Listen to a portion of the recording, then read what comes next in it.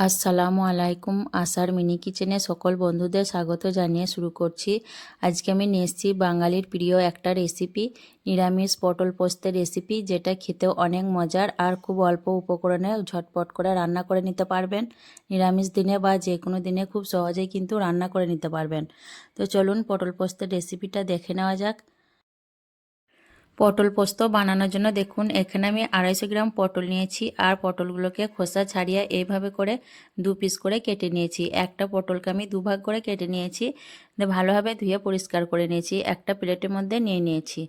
এখন আমি এর মধ্যে দিয়ে দিচ্ছি হাফ চামচের মতো নুন আর দিয়ে দিচ্ছি হাফ চামচের মতো হলুদের গুঁড়ো পটলের মধ্যে। নুন হলুদ দেওয়ার পর আমি পটলগুলোকে খুব ভালোভাবে হাত দিয়ে মেখে নেব। এতে করে নুন হলুদটা পটলের গায়ে খুব ভালোভাবে লেগে যাবে। আর যারা আমার নতুন বন্ধু ভিডিওটি দেখছেন, ভালো লেগে থাকলে অবশ্যই আমার চ্যানেলটিকে সাবস্ক্রাইব করে আমার পাশে থাকবেন। তো নুন হলুদটা আমি পটলের মধ্যে ভালো করে মেখে নিচ্ছি। পটলের মধ্যে আমি নুন হলুদটা খুব ভালোভাবে মেখে নিয়েছি। এখন আমি 3 মিনিটের মতো রেস্টে রেখে দেবো। কড়াইয়ে আমি পরিমাণ মতো সর্ষের তেল গরম করে নিয়ে এখন মেখে রাখা পটলগুলোকে দিয়ে দিলাম গরম তেলের মধ্যে। পটলগুলো আমি রান্নার আগে একটু ভেজে নেব, এতে করে রান্নাটা খেতে খুবই ভালো লাগবে। আর হাতার সাহায্যে দেখুন পটলগুলোকে আমি একটু এইভাবে করে উল্টে দিচ্ছি তেলের মধ্যে। এইভাবে দিলে ভালোভাবে ভাজা হয়ে যাবে। আর পটলটা রান্নার আগে একটু ভেজে নিলে কিন্তু খুবই সুস্বাদু হবে রেসিপিটা। আর এইদিকে পটলটা ভাজা হতে থাক আর এইদিকে আমি একটা পেস্ট বানিয়ে নেব।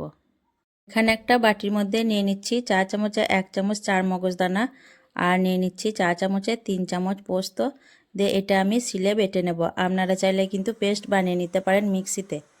এই রান্নাটা করতে কিন্তু মোটেই সময় লাগে না, শুধুমাত্র পটলটা একটু সময় নিয়ে ভেজে নিতে হয়। লো ফ্লেমে পটলটাকে একটু সময় নিয়ে ভেজে নিতে হবে, তাহলে খুব সুন্দরভাবে পটলটা ভাজা হয়ে যাবে আর রান্না করতে কিন্তু খুব বেশি সময় লাগবে না। পটলটা দেখুন আমি খুব ভালোভাবে ভেজে নিয়েছি। এখন আমি পটলগুলোকে একটা জায়গার মধ্যে তুলে নিচ্ছি।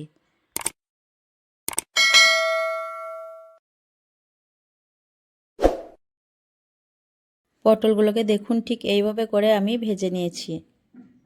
তারপর আমি এই তেলের মধ্যে দিয়ে দিচ্ছি 2টো এলাচ আর ছোট চামচে অল্প কালো জিরে আর 1 চিমটি দিয়ে দিচ্ছি হিং। আমি নাড়াচাড়া করে ফোড়নটা একটু ভেজে নেব। ফোড়নটা একটু নাড়াচাড়া করানোর পর এখানে আমি দিয়ে দিলাম 4টে কাঁচা লঙ্কা চেরা। ঝালটা অবশ্যই নিজেদের পছন্দ অনুযায়ী দেবেন। আমি লঙ্কাটা একটু নাড়াচাড়া করে নেব। তারপর আমি দিয়ে দিচ্ছি একটা মিডিয়াম সাইজের টমেটো কুচি আর খুব অল্প পরিমাণ নুন দিয়ে আবারও আমি নাড়াচাড়া করে টমেটো আর লঙ্কা কিছুক্ষণ ভেজে নেব। টমেটো একটু ভেজে নেওয়ার পর দিয়ে দিচ্ছি বেটে রাখা পোস্ত। তারপর আমি একটু নাড়াচাড়া করে খুব ভালোভাবে পোস্তটাকে মিশিয়ে নেব। কয়েক সেকেন্ড এইভাবে করে আমি পোস্তটাকে নাড়াচাড়া করে নেব। পোস্তটা আমি কয়েক সেকেন্ড নাড়াচাড়া করে নিয়ে তারপর দিয়ে দিচ্ছি পোস্তর বাটিটা ধুয়ে 1.5 বাটি পানি আর দিয়ে দিচ্ছি খুব অল্প পরিমাণ চিনি আর দিয়ে দিচ্ছি সামান্য নুন। এই পর্যায়ে নুনটা চেক করে দেখে নেবেন, তাহলে পরিমাণ মতো নুনটা দিয়ে দিতে পারবেন।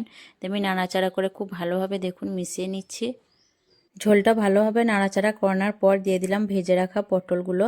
দিয়ে আবারও আমি নাড়াচাড়া করে ভালোভাবে পটলগুলোকে ঝোলের সঙ্গে মিশিয়ে নেব। আর এই পর্যায়ে আমি গ্যাসের ফ্লেমটাকে একদম হাইতে দিয়ে 5 মিনিটের মতো রান্না করে নেব। আর মাঝে মধ্যে কিন্তু এটা নাড়াচাড়া করে নিতে হবে, নইলে কিন্তু লেগে যেতে পারে। 5 মিনিট রান্না করার পর দেখুন ঝোলটা অনেকটাই কমে গেছে আর ঝোলটা কিন্তু আমি আরও টানিয়ে দেবো, তার জন্য একটু নাড়াচাড়া করে নিচ্ছি। আরও কয়েক সেকেন্ড নাড়াচাড়া করে নিলেই কিন্তু ঝোলটা একবারে টেনে যাবে। আর আমি রান্নাটা কিন্তু মাখো মাখো করব, তার জন্য ঝোলটা আরও একটু টানিয়ে নিচ্ছি।